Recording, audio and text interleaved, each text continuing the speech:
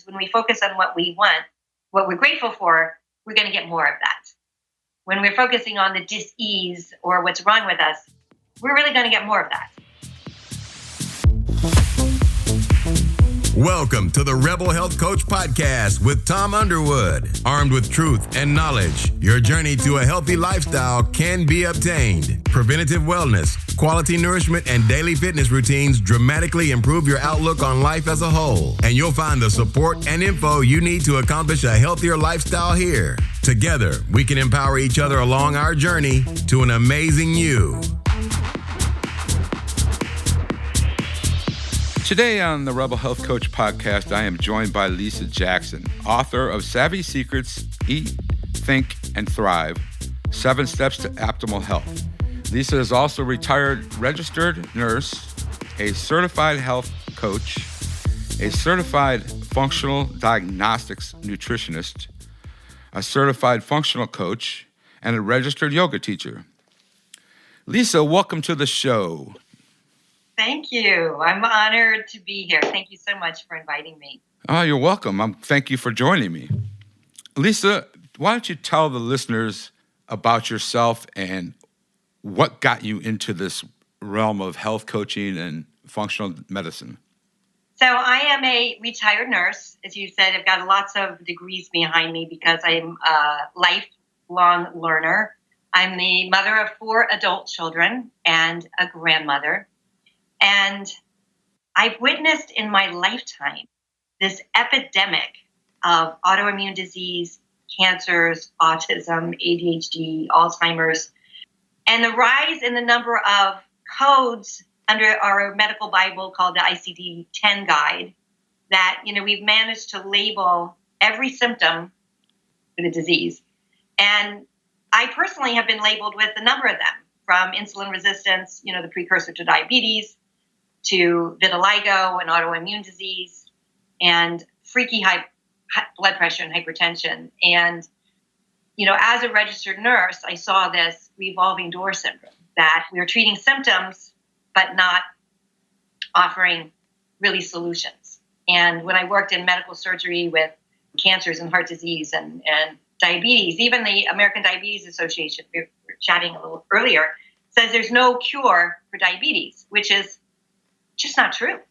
It's absolutely not true. But it wasn't, so I did nursing for a while, then I left healthcare, thinking I would not go back until I started studying integrative nutrition. And my daughter at the same time was diagnosed at 28 years old with lymphoma, the same cancer that had taken a 19-year-old boyfriend and when I was young. And not that I have a 19-year-old boyfriend now. And grandmother, years before. And the physician wanted to give her the same chemo regime that had killed both of them, because chemotherapy really hasn't changed in that many years. And so my head as a nurse is saying, oh, well, it's one of the few cancers that's actually treatable. But my heart, my gut were saying she's not going to survive chemo in the winter in Detroit at 5'10" and 110 pounds. And I just knew that she needed to, at least if she was going to go to war, on the war on cancer, we needed to boost her up nutritionally. So, I've had a lot of, I've witnessed so much chronic disease. I had my own small business and, my employees, young guys are, suffering from heart disease at a very young age. And a good friend of mine getting ready to retire at the top of his game, suddenly was sick with illness and just felt like there's got to be a better way. So like you, and, I've had many mentors like Tracy Harrison, who was on Yep. last week. Yep. And I am continually amazed and inspired by all of the health coaches I've met, those the cancer patients that have found radical remissions, spontaneous remissions, the people who are drastically changing their diet and lifestyle and finding optimal health. So, my goal really is to, through education and coaching, is to empower people to feel and look their best. And personally, I feel and look much better in my late 50s than I did in my 30s and 40s. Yeah, I'm right there with you. Yeah. Yeah, you too. We can do it. Anybody can do it. Right. But it takes, some support and some hand holding. And I had to unlearn all the medical myths that I thought were fact. I used to teach nutrition for a 30-day inpatient substance abuse treatment program. And I thought I knew everything about it. And I would read the Harvard medical reviews.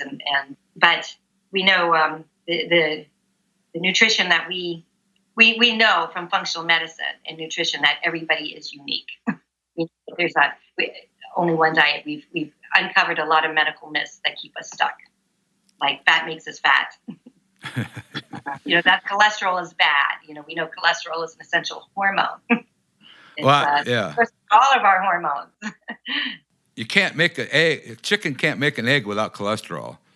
Right. And in fact, these epidemics that we've witnessed, since I graduated from nursing school in 1981, have mainly been the result of these, really a handful of medical myths that, when I used to teach in cardiac care, everybody to have a low fat, low cholesterol diet. And yet, cholesterol is so essential, the liver is going to create it to patch the holes in the shards of glass in the arteries. That cholesterol is actually the body uses to put out the fires, the inflammation from too much sugar in the diet. So by lowering our cholesterol, we're like firing the firemen.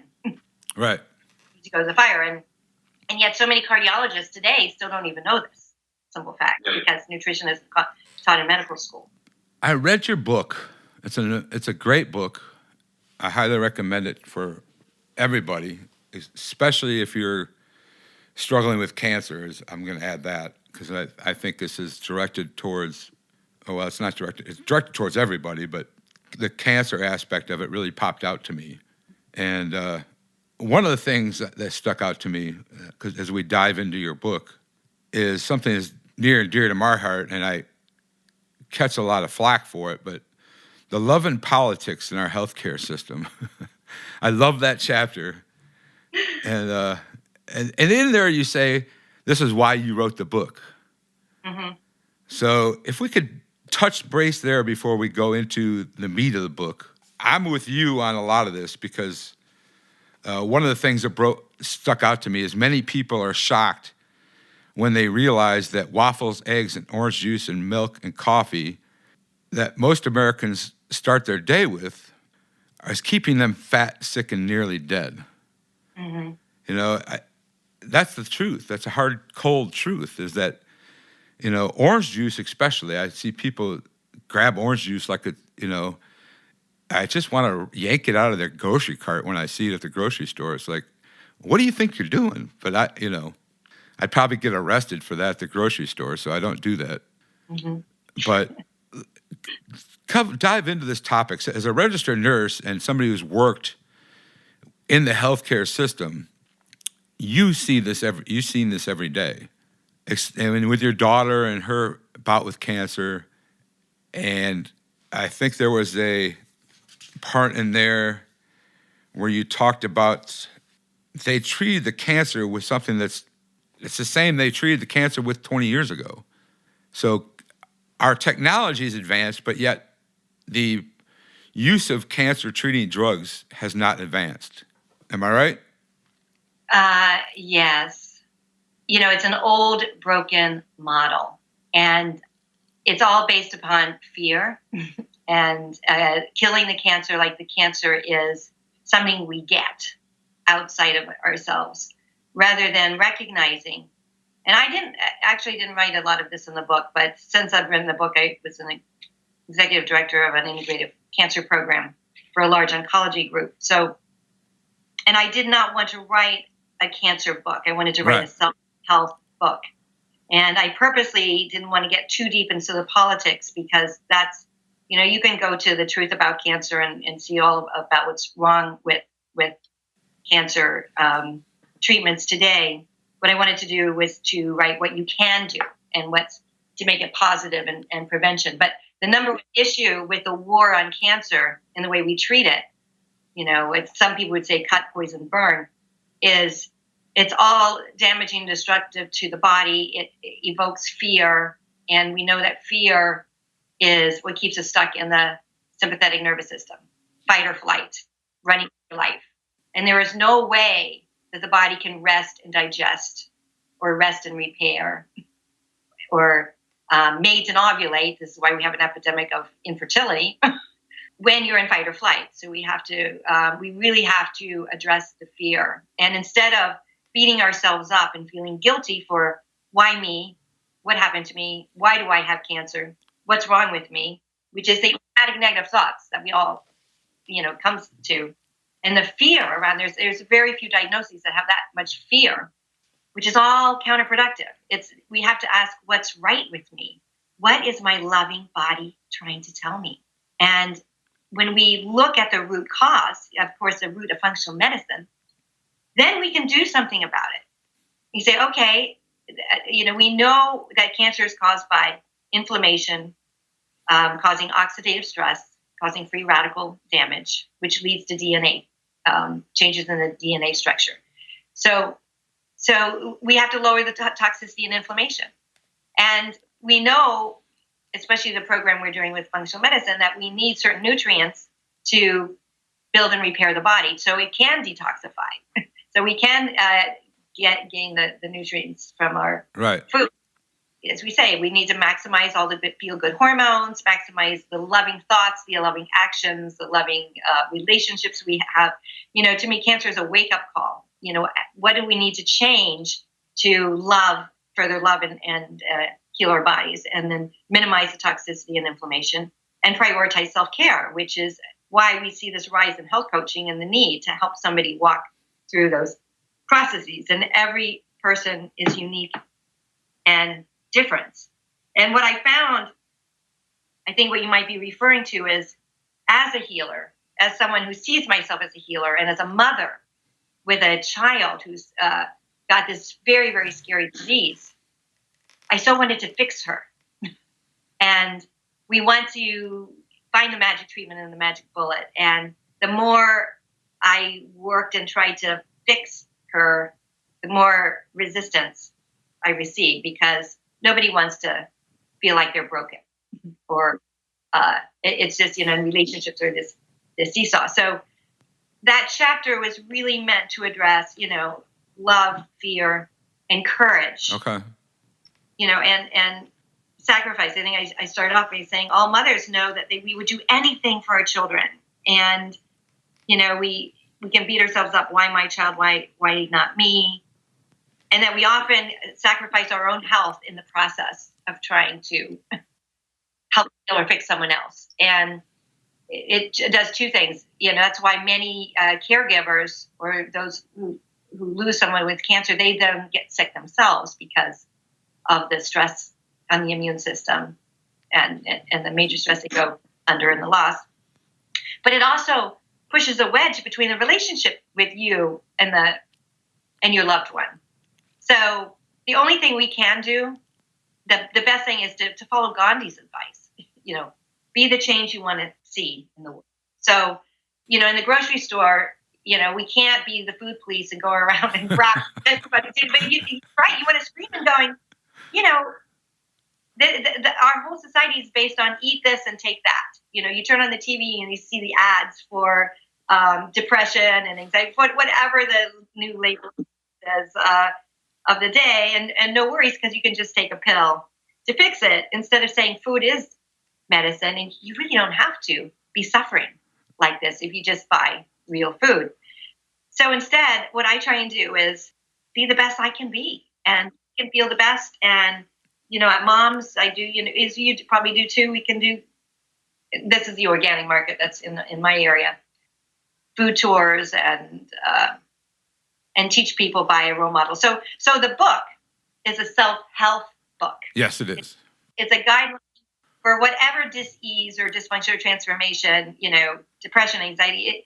It's not written to diagnose anything, but it's a great guidebook. I used to do a weekly lunch for the oncology group, and I would just start saying I've got 52 savvy secrets in here, and I would be sharing what, as a health coach, we know is pretty common information, but not common information. And people would say, is there a book where we can get this information? And I said, well, there really wasn't, so I had to write it. But from my viewpoint, it's it's what we eat, it's what we think, and the actions we take that we live into our health. And to your point, it's about self-love too. Yes. And that's the eat, think, and thrive, and the 7 steps to optimal health. And I mean, this can cover a multitude of anything. I mean, because a lot of us walk around depressed, worried. Self-love's a tough one, and I think that you touched this. You did a very good job at bringing out the steps, which we'll get to in a few. But one of the chapters was you become what you think. Why is compassion and self-love essential for healing? So, as I was saying before, our nervous system has 2 parts, like a light switch. We're either in fight or flight, or we're in rest and repair, rest and digest, mate and ovulate. So we either react out of fear or we respond out of self-love and compassion. And our bodies innately are self-healing and self-repairing. The body wants to maintain homeostasis and balance. It wants to protect ourselves. And in fact, when we have this stress in our lives and these hidden stressors, that may include the negative thoughts in your head, beating yourself up, the no pain, no gain mentality and the stress of our daily living, we're telling our bodies that we're not safe, that we have to run from that saber-toothed tiger. And then we are secreting cortisol, which is the premier hormone for stress. And it shuts down everything in the body. To me, fear is the cancer. back to cancer. Pretty much. Yeah, and it keeps us locked in that sympathetic nervous system. And, page 75 of my book, I show, I had an artist draw a picture, the sympathetic and the parasympathetic nervous systems, and what happens when we're in one or the other. When we're in overdrive all the time, and the body doesn't know the difference in, I need to run for my life from a external stress, to I've got food sensitivities and these bad bugs in my gut, or I'm worried about my job or my family or my loved one. Fear is fear. Stress is stress. And when we're in that mode, our pupils dilate, so we have to wear sunglasses all the time. We're more susceptible to damage from the sun. We're more susceptible to macular degeneration, this sort of thing. We stop secreting saliva, so we can't break down the carbohydrates that we're eating. Our bronchioles dilate, so we're more susceptible to colds and flus and asthma. We speed up our heartbeat, so we get hypertension, maybe palpitations.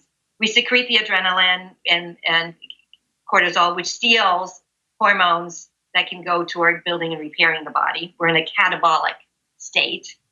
We stop secreting stomach acid, so we get gas and bloating, and we can't digest our proteins. And so many people are on these antacids, and the reality is we don't have too much stomach acid. We just have stomach acid in the wrong place. We need stomach acid to break down our food. We don't need it to be coming up into our esophagus. So again, the food sensitivities of bad food is creating the problem, but we're not treating that. We're treating the symptom, and that creates more problems and more disease. We stop decreased mobility in the gut. So we get constipation, we get varicose veins, we can't absorb our nutrients, and then the toxins in the food gets reabsorbed in the bloodstream. Then we delay bladder emptying, so we get urinary tract infection. So you can see it goes on and on and on, how this simple inability to handle our stressors in the sympathetic nervous system is really a root cause of all our disease. And so it's like a light switch. We can turn it on and we can turn it off. And, as a yoga teacher, I teach people the power of the breath. That the breath, we can control our breath. It's often the precursor to our thoughts in our brain, that, we can use yoga and meditation to flip the switch from sympathetic to parasympathetic. So I have some of these tools in my app and in the book there too. How did you come up with the 7 steps? That's a good question. I had seen I'd been coaching for a few years, 2 or 3 years before I finished the book. I've been thinking about it for a long time. And I thought, I wanted to make it universal. What's a universal wisdom? In my coaching, skills. We both went to IIN, which is a very good school on teaching coaching. What are the steps that people have to go through? So I don't care if you're just dealing with too much stress at work and you want a life coach to help you get through this, or if you've got cancer. What are the steps that we all need to do for personal transformation? And, I've done talks with these 7 steps and, at a yoga studio on, I think you can pertain it. You can use these steps for any area in your life that you want to see improvement on.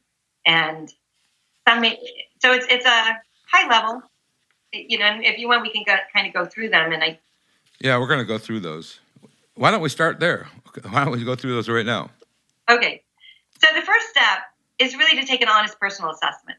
And as I said before, recognizing that the body is self-healing and self-repairing instead of beating ourselves up with what's wrong with me, what's right, no judgment. What's my loving body trying to tell me?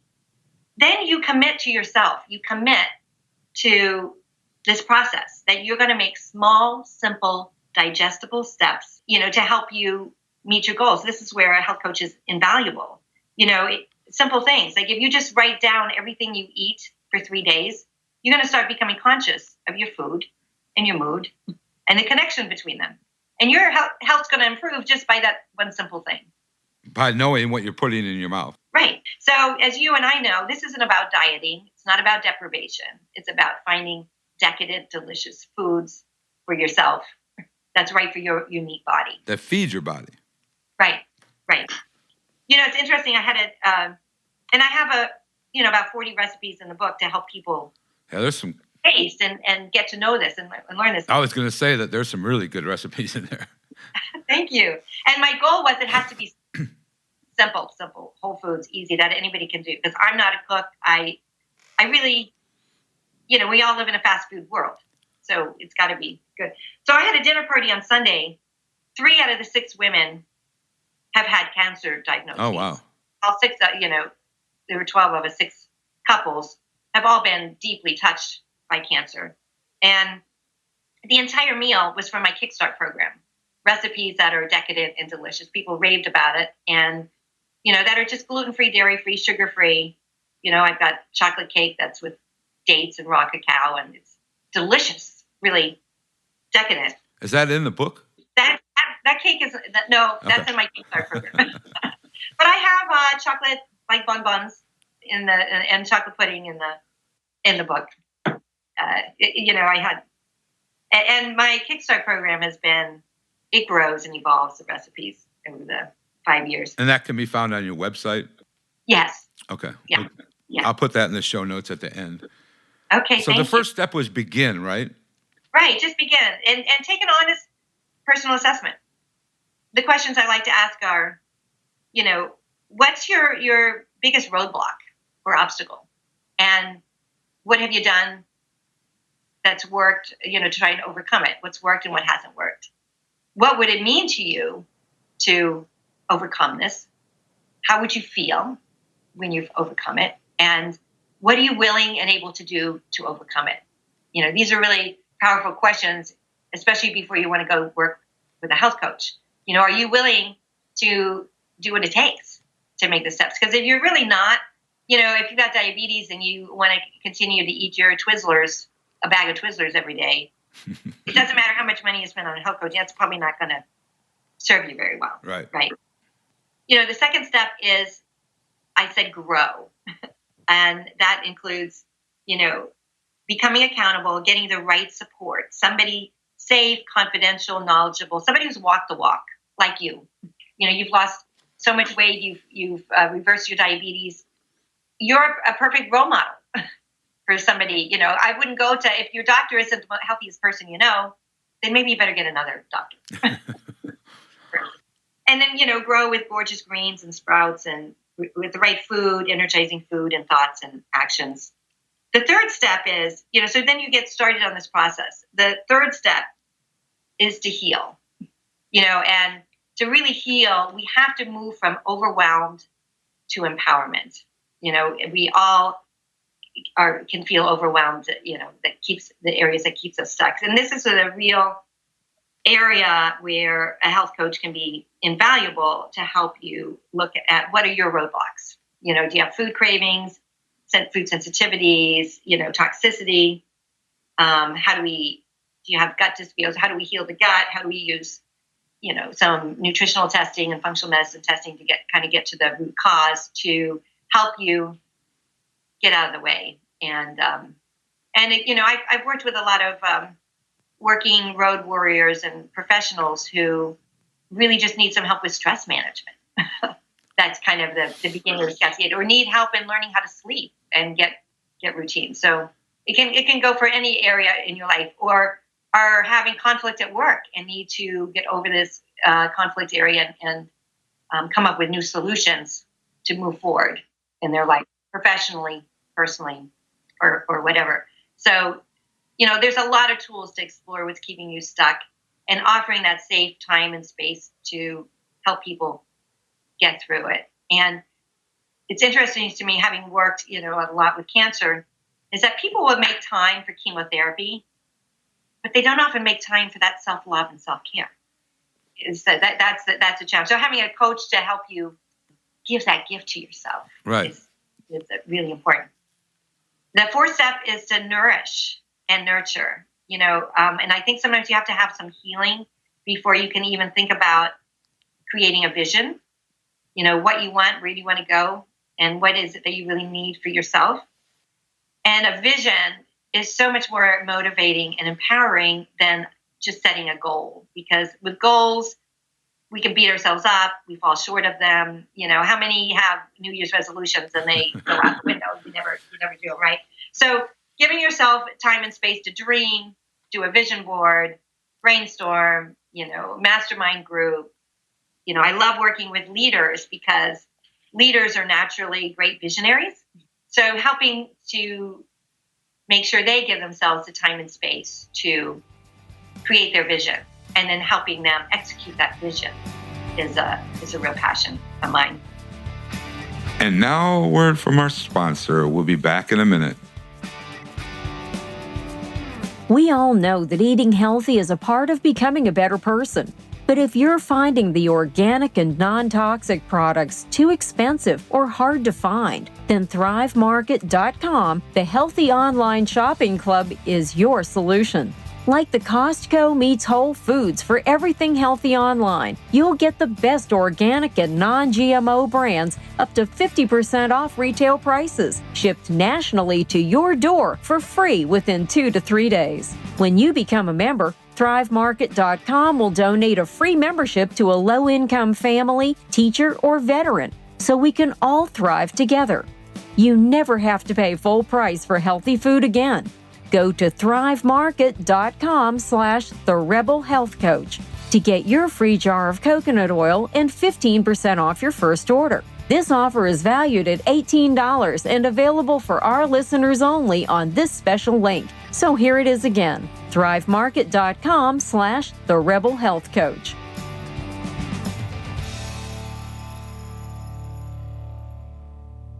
What is the Carpe Diem dance? Okay. So I have been doing yoga on and off since I was 14. And I've gone through several yoga teacher trainings, as they say, the lifelong learner. And I wanted to teach a yoga that anybody could do. And so Carpe Diem dance is kind of an accumulation of my years of training in yoga and meditation and breath work and psychology and philosophy. It's a movement to music that helps you get out of your head and into your body and flip that switch from fight or flight to rest and digest and repair. It's a great tool. How many people, music is empowering.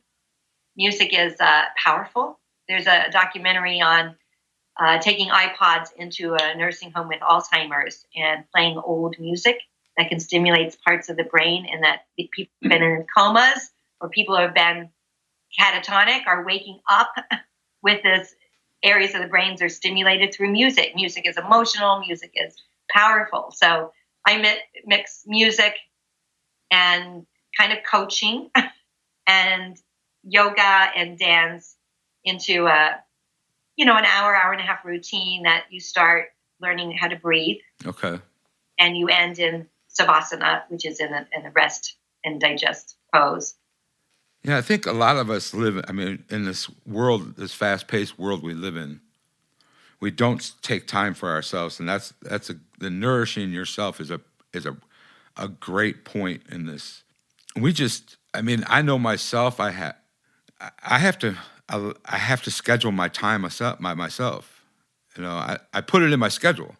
Right, and we have to make that sacred. And I am so guilty of that. I'm so passionate about my work and what I want to do. And this morning, as a case in point, I rolled out of bed and started thinking about the points I wanted to answer your, to work on this call instead of doing my own yoga practice. Right. It's so tempting to overfunction where we get a lot of our kudos in our job, in our career, in our family, and put ourselves on the back burner. And so, step 5 is really, how do you learn to thrive? I don't want to be a survivor. I don't want to be normal. I want to thrive. How are you your best self? And we have to really work on getting more of what you want. And the big key is practice, not perfection. We have to prioritize ourselves and have a daily practice. And it could be a 5-minute breath with 15 minutes. And I don't beat myself up. Ideally, there's some mornings I'll get up early and I can give myself 3 hours of self-care. And it is amazing. And my brain is sharp and my body's sharp and I am on the top of my game. And there's other mornings I have 5 or 15 minutes and it's okay, but you have to do something.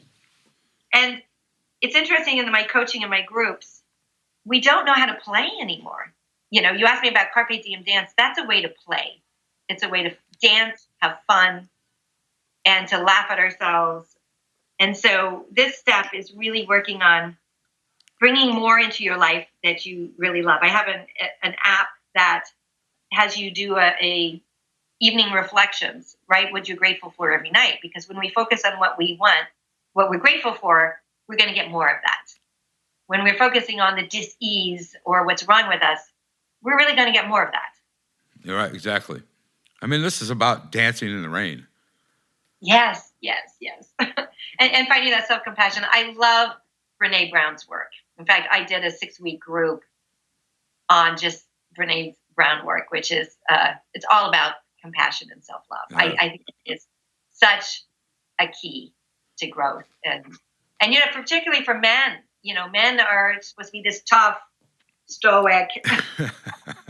Yeah, we don't like to let go. Yes. Or let loose, I should say. It's like, okay, it's okay to let loose. Yes. And women too, we have to look a certain way and to let your hair down and just get wild is out of the comfort zone.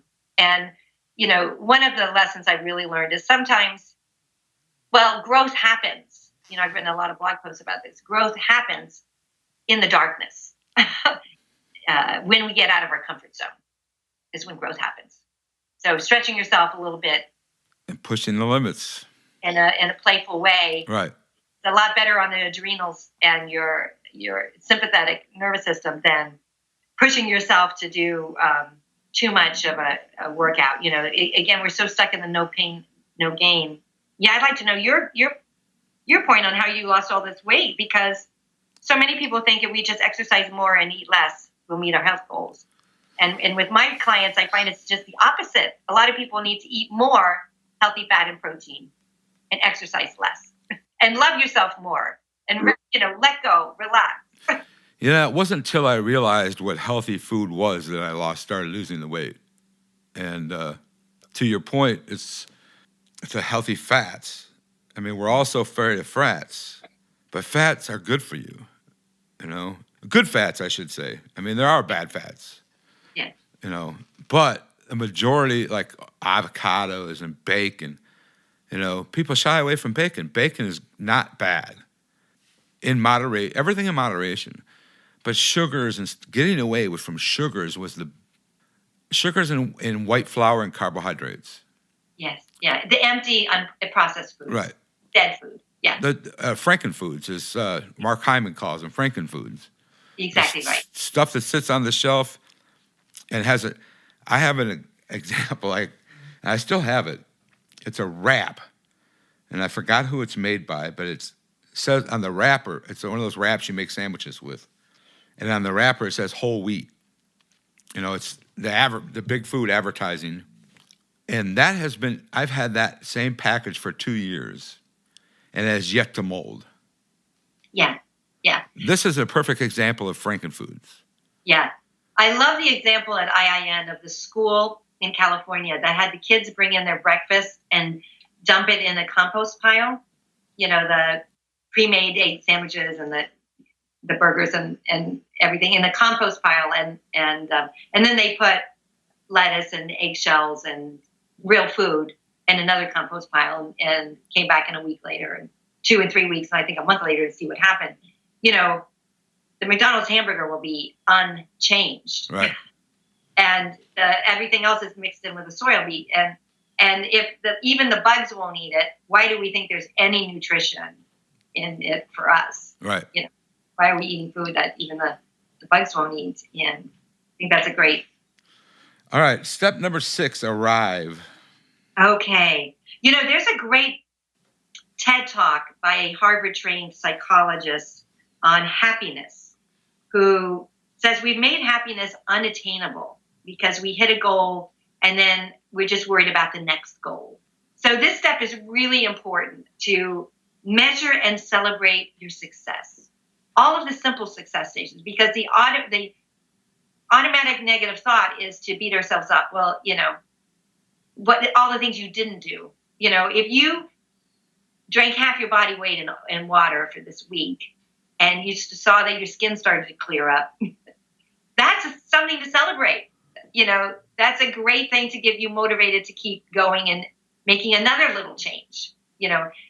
And that's, you know, success begets success. But so often we don't do that. We just like get the promotion and then worry about how are we going to stay with that job and the more responsibility and worrying about the next promotion instead of ever being able to really relax and celebrate and enjoy. So I think it's just a key step that, you know, as a health coach, what do? We ask everybody what's new and good. Because what's happened in the last 2 weeks, because people will say, oh, I didn't do this, I didn't do that. They'll beat themselves up and saying, well, what's good? You know, let's focus on the good thing that you did do and then build upon that. And then you learn to be more, you practice authenticity and integrity really in everything you do.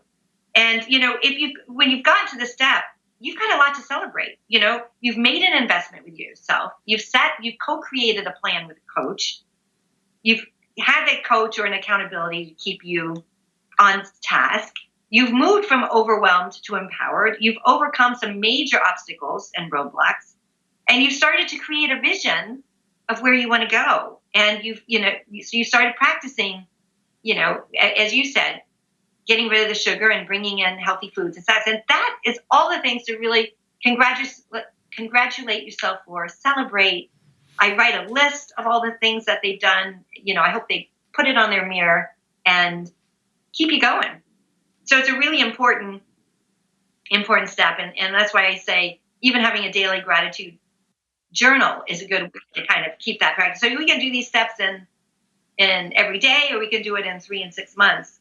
And then the 7th step is to really begin again. You know, once we've started to relax, then our brain opens up to all new possibilities. We think better, we think clearer, we have less brain fog, we have less anxiety, we have less depression, and then we can start tackling some bigger life goals. You know, the beauty of our IIN training, it's not just about the food and the nutrition, it's about relationships, it's career, your spirituality, your financial health. It's all of these things that really create health.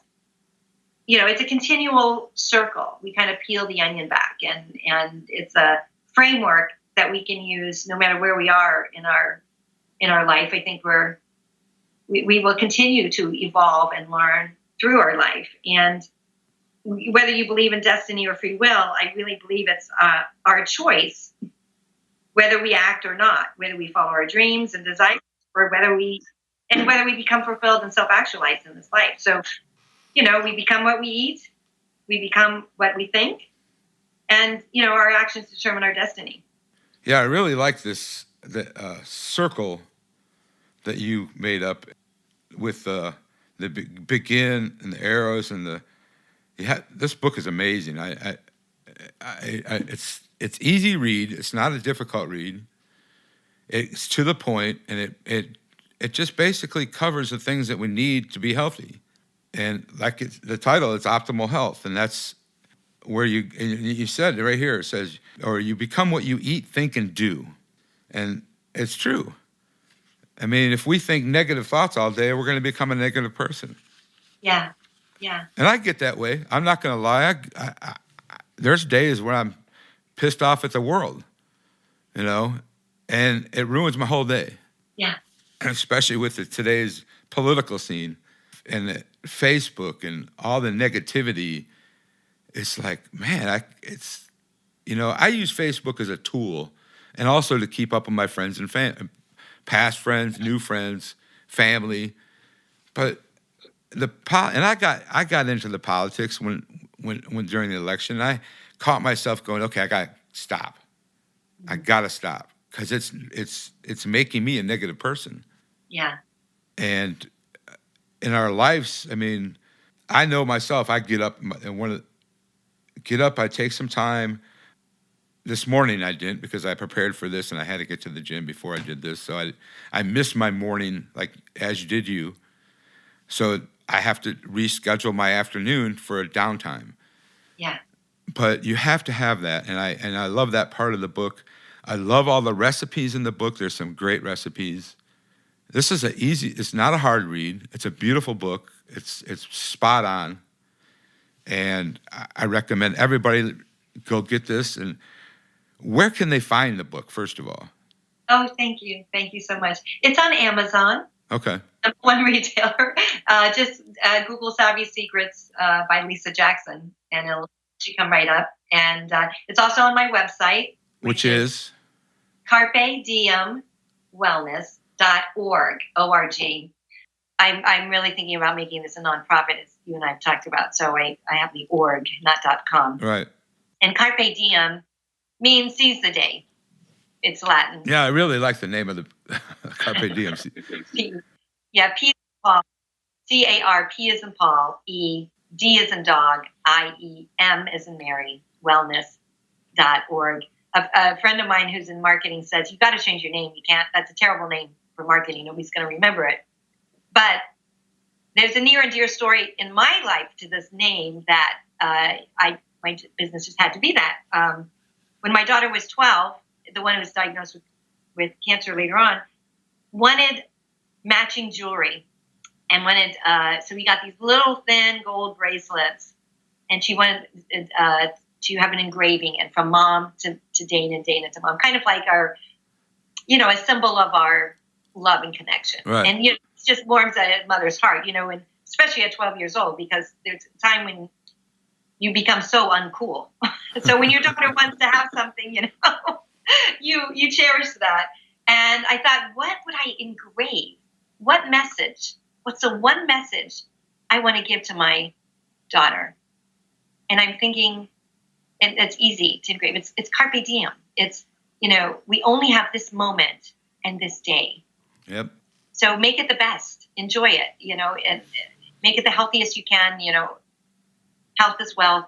And when we live in the present, then we can let go of so much dis-ease. So much of our angst comes from beating ourselves up for what we didn't do and worrying about the future, about what might happen.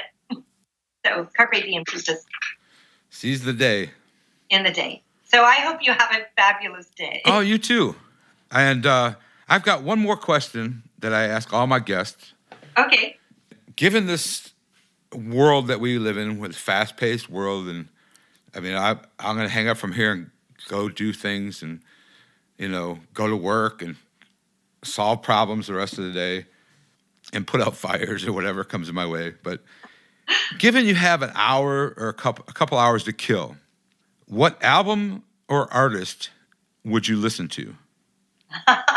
Yeah, that is the toughest question for me. I love music, and I don't give myself enough time for music. That was in my own health coaching.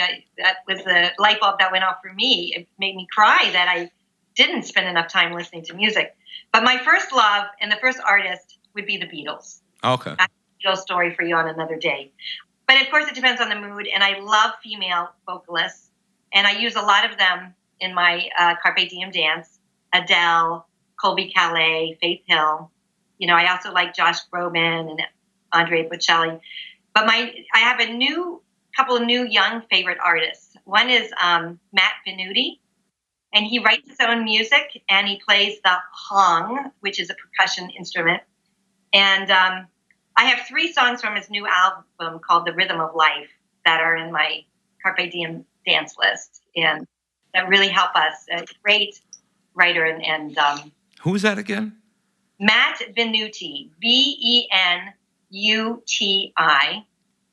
and I'm going to send him this podcast. So put a plug in for him because and I was going to do a house concert for him, and then due to my son-in-law's illness, I had to cancel. So I've not ever even met him. I've just talked with him and collaborated and have his songs in my playlist. And we have a local duo in DC called Woven Green, Jim and Ashley Cash. And they have a great, unique blend of everything from contemporary folk to rock, new age, and sound healing. So they have a great, really broad, and he's also a fantastic lyrics and writer that you can incorporate in really bringing out your best energy. Okay. That's awesome. That's awesome. Well, Lisa, thank you very much. And go out, get this book, Savvy Secrets, Eat, Think, and Thrive, 7 Steps to Optimal Health. And you can find Lisa or the book's on Amazon and Lisa's website at carpediemwellness.org. That's it. Thank you very much, Lisa. Thank you. It's been an honor and a privilege to spend this time with you. Thank you. You're welcome. Thank you for taking the time. Thank you for joining in today with the Rebel Health Coach, Tom Underwood. And be sure to subscribe to the show so you can catch all the episodes. With desire and commitment, you can implement a lifestyle of wellness and fitness. For the support, encouragement, and tools you need to be successful, visit tomunderwood.net.